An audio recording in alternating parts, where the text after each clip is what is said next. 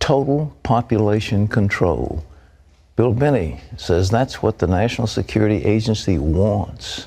He should know. He was technical director of that agency and worked there for more than 30 years. He became one of their top analysts, perhaps the best code breaker in America, before he resigns because of their domestic spying programs. He's with us now from Washington. Bill, thank you so much for being with us. We're glad to see you. Well, thanks for having me, Pat. Look, how big is this apparatus of the NSA? We hear about it, but you know firsthand. Well, I think there are about 40,000 people working at Fort Meade at NSA headquarters, close to 40,000. And then they have facilities all around the world, plus a number of contractors also associated with them, probably on the order of 100,000, I would think, to 200,000 that work for them directly.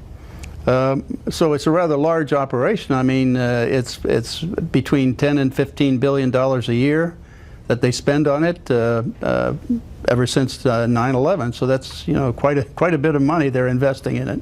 How much data can they acquire? Is there any limit to it?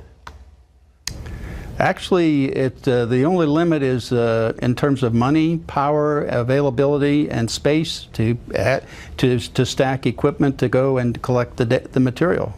Well, now you've said that the ultimate goal is total population control. In a democracy, that is really scary business. It's actually a totalitarian process that's been used down through history. I mean, that's what totalitarian dictators, states, that's what they want to do. They want to know everything about the population so they can control it. That was the idea behind the Soviet Union, the East German Stasi, that was their idea, and the Gestapo and the SS, and down through history, many others. Is our stuff more powerful than those agencies you mentioned? Yeah, unfortunately it is. That's the real problem I see, is that the capacity is, when you're looking at electronic activity of individuals, like when you use a credit card or when you make a phone call or email anybody on the internet or do chatter on the internet, that can be monitored in near real time if they're necessary. Otherwise, they can capture it, collect it, store it, and then retroactively analyze it. So it's something that it provides the opportunity to monitor everybody in the country, in fact, most everybody in the world, in near real time throughout the day. And that's really a 1984 on steroids, really. All right, now let's take Mrs. Joe Average living in Topeka, Kansas, and she goes to the store and buys something with a credit card. NSA's got that right then? They have electronic data. They'll collect financial transactions, sure. She calls her friend Myrtle down the street. That phone is monitored, that call? Not all of them, but a good many of them are recorded. Certainly all of the fact that she made that call is recorded and stored and what we call graphed, that is building relationships. That's one of the real problems here. This is a violation of your First Amendment rights. Under the Constitution, you have the right to assemble, free assembly, which means that it doesn't say you have the right to free assembly as long as the government knows about it, which is what's happening when the telecommunications companies turn over all their records of phone calls to and from with duration. That tells them everybody you're contacting, your whole social network on the phone, because it's a simple matter of doing a reverse lookup to see who that is that you're calling. Oh, you quit the agency because you said what they were doing is unconstitutional. That is clearly unconstitutional, but why does the government keep on doing it? That's the reason I've been able to, at least from what I can see in the public domain, is they're doing it for law enforcement worldwide. And actually the main users of this data are in fact the FBI and the Drug Enforcement Administration and other law enforcement agencies in the country. And they use this data to find criminal activity, and then they go arrest people based on this information. Then they have to do a parallel construction, which means they use normal policing techniques that they would be expected to use to find evidence that would justify and show probable cause for an arrest. Then they substitute that for the NSA data in the courts. In fact, that's one of the things that happened in challenging that process.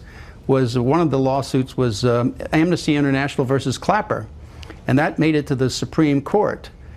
And the only way they got rid of that was to basically lie to the Supreme Court and say that, well, if anybody had any of this data used against them in the court of law or anything, that the defendants would be told. And that was simply a lie. Nobody has been told to date. All right. When I think of this, it's just horrible. But do they give this information to the IRS? That's the other problem. The Drug Enforcement Administration has a special unit, the Special Operations Division, the SOD, and that division is supposed to, its primary purpose is to look into the NSA data to find criminality and criminal activity. The members of that are the CIA, the NSA, the FBI, of course DEA, DHS, and the IRS. Now that means that the IRS has actually has access to all the data of the social networks of everybody in the country, because NSA builds those in the databases that they have from the billing data or the contact data that's provided by the telecommunications companies. So this in effect allows them, if they're interested in stopping anybody getting a 501c3 application in for tax exempt status for say someone in the Tea Party or the Occupy group or any religious group attempting to get 501c3 or tax exempt status, they could look into that mapped, graphed relationships and see if you're a part of any organization that they perhaps want to stonewall or slow roll and prevent from becoming politically active. And that's what's been going on. They've had access to this data. And one person was testifying in the House and Judiciary Committee, I believe it was, about some of the questions they were being asked by the IRS. And one of the questions that was asked that gave me the idea that they were using this information was this one person was asked, what is their relationship with another person? It was a specific name. Well, the question I had was not what was their relationship, but how did the IRS know about that relationship? The only way I could think of that they would know was be through this access to the data in NSA, which is where all that information is mapped out. So what you're saying is the NSA slips this stuff to them, they read it, get a clue, and then they go through their normal procedures and act like they didn't get the information, they got it from another source, so they pull the wool over Congress. You know, the congressman, yes, go ahead. And they also use that in court, which means, in my sense, that means they're perjuring themselves in court. So I call that a planned program perjury policy run by the Department of Justice of the United States. You know, I'm horrified at all this, and I'm sure the average of America, you know, most of the congressmen they come out of neighborhoods and they're elected by the people. Do you think Congress has even a clue as to what you're talking about? Probably not a complete clue, but I think that that's part of the reason that Representatives Amos and Conyers got a coalition of members of the House to try to unfund NSA's activity last year. They almost made it by about 12 votes. They lost by 12 votes, but they came pretty close for a first try. So there is a move in Congress to limit and stop this, and it really is all of this activity it's unconstitutional under the First, Fourth, and Fifth Amendments. The first, because they're giving your associations and everything, the government is collecting that data. The fourth, because they're looking at the content. It's not just metadata that they're collecting, it's content also.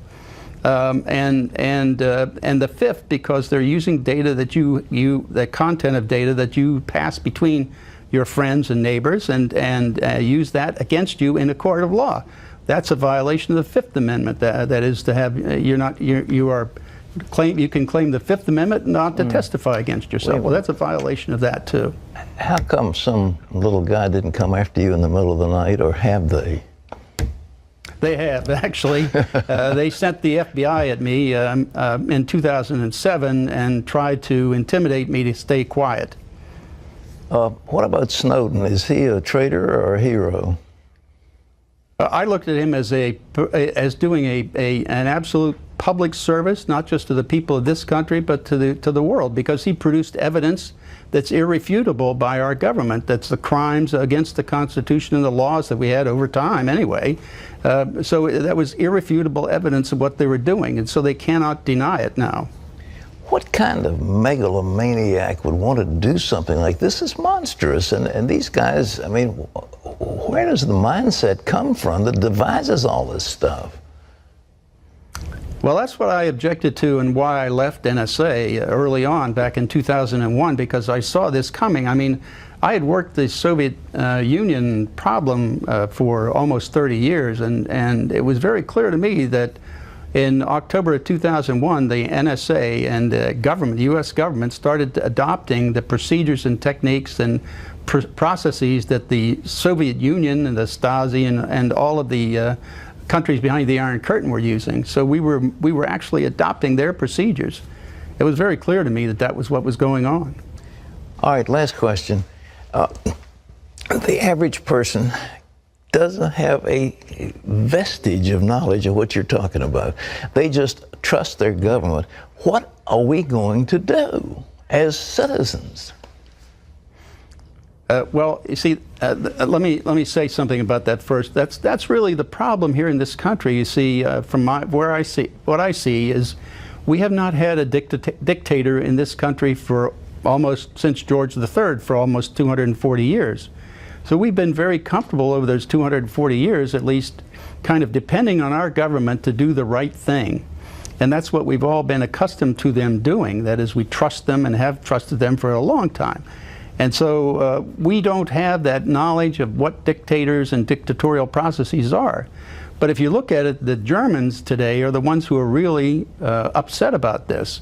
And the reason they're upset is because they've got living memory of the Stasi and living memory of the SS and Gestapo. So they're very familiar with these techniques and procedures, and that's why they're very upset.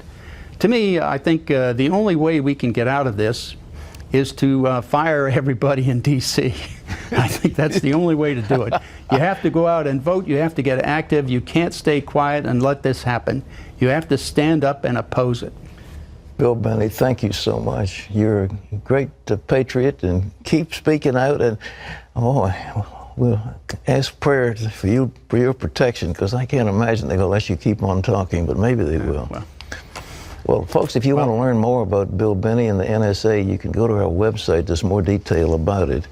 And you know something, as he was talking, the Bible makes a statement in the book of Revelation that people could not buy or sell without the mark of the beast. And you said, okay, there is no way that there's any governmental agency that could enforce something like that. And what this man, who is the technical director of the NSA, former technical director, is saying is that the government now has the technique to do this worldwide. You know, Google has maps of if you have a little shack up in the hills someplace, Google's got a map of how to get there. And that's a private agency. And, you know, your credit cards, your telephone calls. But the thing is, what he's saying is that you pick up the phone and call your girlfriend, and that's monitored and that's recorded. And it's frightening. You don't have to be saying, you know, I want to plot against the government. It's a normal conversation, and they call it metadata and all that stuff. And we don't understand it enough, so we say, well, oh yeah, well, we don't have terrorists, we don't have blowing up our airplanes. Well, of course we don't. But is it the price of safety for a few passengers on an occasional airplane? Is that worth taking away the liberties of all the people? And the answer is no. But this is Big Brother. It is what is written in the book of Revelation, and it finally can happen in our lifetime.